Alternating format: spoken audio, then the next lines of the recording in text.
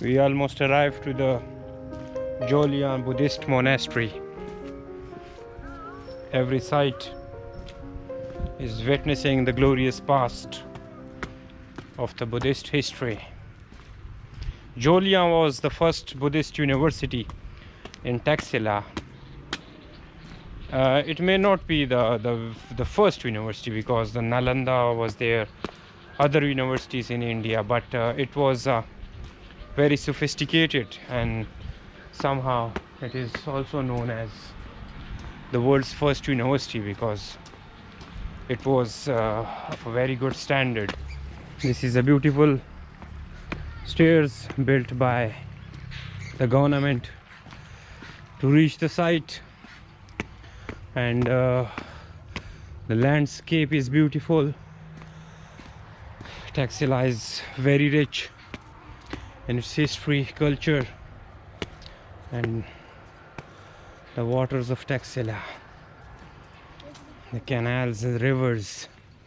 It's so beautiful. The Jaulian archaeological complex contains the remains of a Buddhist monastery and a large stupa or Buddhist shrine.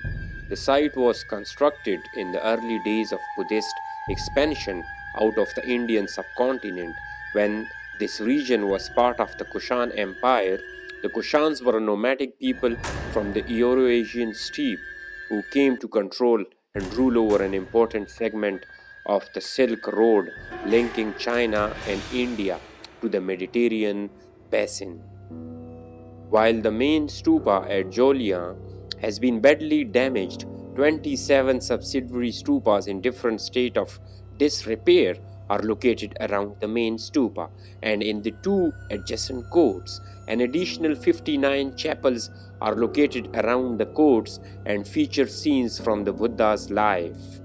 Located to the east of the three stupa courts, the monastery contained individual monk quarters surrounding a large courtyard. To the east of the courtyard, several structures related to monastic life, including an assembly hall, kitchen, and storeroom. This is one of the most, amazing sites. It has been protected, fully covered, preserved, and look at these images, these statues, these votive stupas, and these Buddhas, Bodhisattva images without heads, and in different phases. It has been destroyed by the different invaders, and the White Huns played their role in destroying much of it. The site of Jaulian is located in the Taxila Valley, once part of the ancient kingdom of Gandhara, which spanned over parts of the modern-day Pakistan and Afghanistan and experienced its greatest florescence during the Kushan period between the 1st and 4th centuries CE. With access to land routes to the Parthians Empire in the west, seaports along India's west coast, and the Central Asian corridor of the Silk Road, Gandhara was well situated to benefit from commercial activity.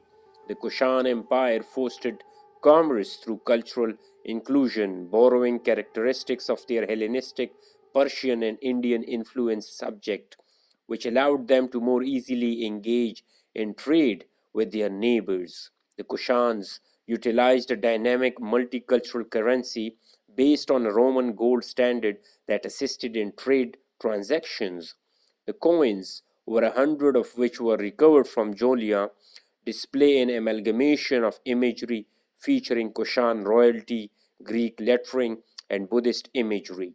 This cultural fluidity is also visible in the blend of architectural features on the stupas at Jaulian, which show Greek, Persian, and Roman characteristics within the Buddhist complex. It is widely believed that it was along the trade routes of the Taxila Valley that Buddhism spread from the northwestern region of the Indian subcontinent onto the Hindu Kush mountains of Afghanistan and Central Asia and China after 100 CE. During the rule of the emperors Kanishka and Huvishka, building of stupas and monasteries began in earnest across Gandhara. These leaders are credited with the creation of great stupas in Peshawar and Mathura and are revered in Buddhist texts, though archaeological evidence suggests that the emperors continued, according to their cosmopolitan policies, to worship a variety of gods, while the emperor's embrace of Buddhism was symbolically very important.